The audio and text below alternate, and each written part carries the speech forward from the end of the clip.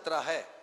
मुझे संयोग से पिछले साल एक चुनौती भरे एक नाम था फेसिंग टुमारो। इजराइल ने एक कोई कार्यक्रम किया था और वहाँ 35 देशों के शासकों को बुलाया था। भारत से भी हम 4-5 लोग गए थे, अब्दुल कलाम आज़ाद और रतन टाटा जी, और संयोग से मैं भी एक वहाँ गया था। तो 35 देशों के वहाँ राष्ट्राध्यक्ष आए हुए थे और उन्होंने कहा कि कल की चुनौतियों को कैसे स्वीकार करें। तो वहाँ के किसी एक प्रबुद्ध व्यक्ति ने मुझसे पूछा कि स्वामी जी आपके यहाँ क्या चुनौतियाँ हैं आतंकवाद को लेकर। मैंने कहा माओवाद, नक्सलवाद और आतंकवाद के अनेक रूप मेरे लिए चुनौतियाँ नहीं है। मेरे यहाँ चुनौती है पश्चिम का भोगवाद। इससे बड़ी और मैं कोई चुनौती नहीं मानता हूँ। जो पूरी नस्ल बदली जा रही है, सोच बदली जा रही है, मानसिकता बदली जा रही है। मैं आज पहली बार इतना उत्साहित हुआ हूँ। यद्यपि मैं कभी निराश नहीं होता, पर आज सरसंघ चालक जी ने बड़ी अच्छी बात कही कि अंततः विजय हमारी होनी है। तो एक बौद्धिक नैराश्य परोसा जा रहा है, वो रात्रि काल हो, भोर का काल हो, तो पूरी की पूरी मानसिकता में नैराश्य, उदासी, चुप्पी, पलायन, अवसाद, भय और जड़ता, उन्माद, उत्तेजना, और एक और बात कि हम बिल्कुल अब किसी काम के नहीं रहे। तो मुझे ऐसा लगता है कि थोड़ी एक मानसिकता को भी स्वस्थ रखना होगा। न हम कहीं दुर्बल हैं, न हम किसी तरीके से असमर्थ हैं, न अशक्य हैं, न विवश हैं, न योग्यता की कहीं कोई कमी है। आज अमेरिका में सिलिकॉन वैली में किस तरीके से हम काम कर रहे हैं, तो उत्पाद के क्षेत्र हो, तकनीक हो, उद्यम हो, कृषि हो, व्यापार हो, सेना की बात हो, हम बहुत आगे हैं। लेकिन सरकार की नीतियां कुछ और कहती हैं। मुझे जो अभी एसएमएस या हमको जो एसएमएस पढ़कर सुनाया गया है आदरणीय इंद्रेश जी के द्वारा, सचमुच वो कितना लज्जाजनक है। वो बहुत लज्जाजनक है कि परिवारों को, शहीद परिवारों को दर दर भटकना पड़ता है, वो उन्हें मुआवजे के लिए कितने चक्कर लगाने पड़ते हैं। तो एक इस तरह के जागरण के जब कार्य होंगे तो मुझे ऐसा लगता है कि ये देश जगेगा। सरकार की नीतियां बने, कानून बने, और उन कानूनों से कुछ नहीं होगा। एक सोच बनानी होगी, सकारात्मक सोच, एक विधेयक चिंतन पैदा करना होगा, और उस दिशा में ये फिंस का जो प्रयोग है अद्भुत प्रयोग है।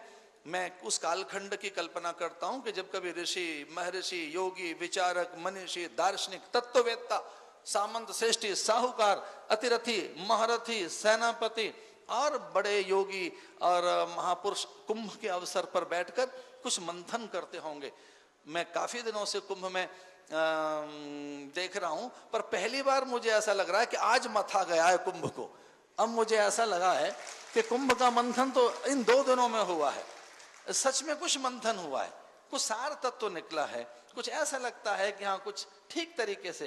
तो कुंभ की सार्थकता और कुंभ की उपयोगिता, कुंभ की उत्पादकता अथवा कुंभ की उपायदेयता अथवा कुंभ में एक फलादेश मैं अनुभव कर रहा हूं। क्योंकि कुछ वर्षों पहले सभी छोटे छोटे राज्यों की समस्याएं यहाँ पर रखी जाती थी कि क्या कठिनाइयां हैं, हमारी सीमांत प्रदेशों की कठिनाइयां, उद्योग की, कृषि की, और अलग अलग जो दुविधाएं थी, भ्रम थे, संशय थे, शंकाएं थी, उलझने थी, अभाव थे, अथवा विपत्तियां कैसे आएंगी, किस तरह से उनका समाधान किया जाए।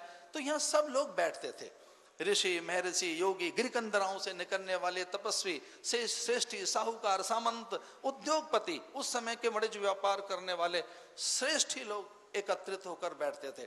तो कुंभ में वो विचार मंथन करते थे और राष्ट्र के रक्षण के लिए कोई बात निकल कर आती थी।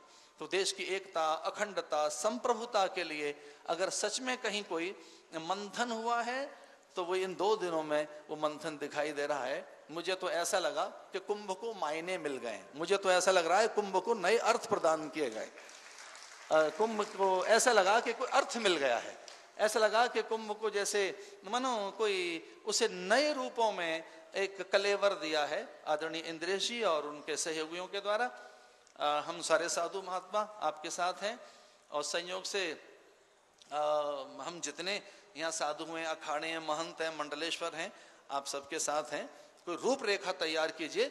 मुझे तो अपने अखाड़े के नागाओं का इतिहास मालूम है कि आपको मैं सुनाऊंगा तो आप चौंक जाएंगे। 7.5 लाख नागाओं ने, 7.5 लाख नागा सन्यासियों ने पिछले इतिहास को उठाकर देखें, इस देश की रक्षा के लिए अपने प्राणों की आहुति दी है। 7.5 लाख नागाओं ने, एक बार तो 80,000 नागा यहां पर उनके प्राणों का उत्सर्ग किया उन्होंने।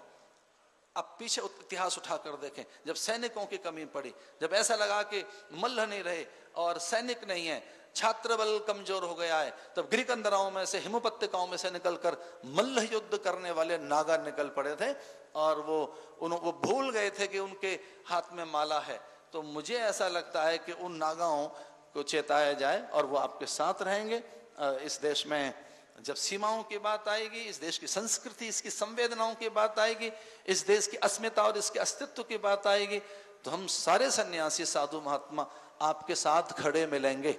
आपके साथ वो विचार बल है, केवल सन्यासी के पास विचार बल और केवल आत्मज्ञान नहीं होता, उसके पास में सब प्रकार की युक्ति बुद्धि रहती है, वो सब आपके साथ हैं। मैं इस सम्मेलन से बहुत ही उत्साहित हुआ हूँ और समय बहुत हो गया है।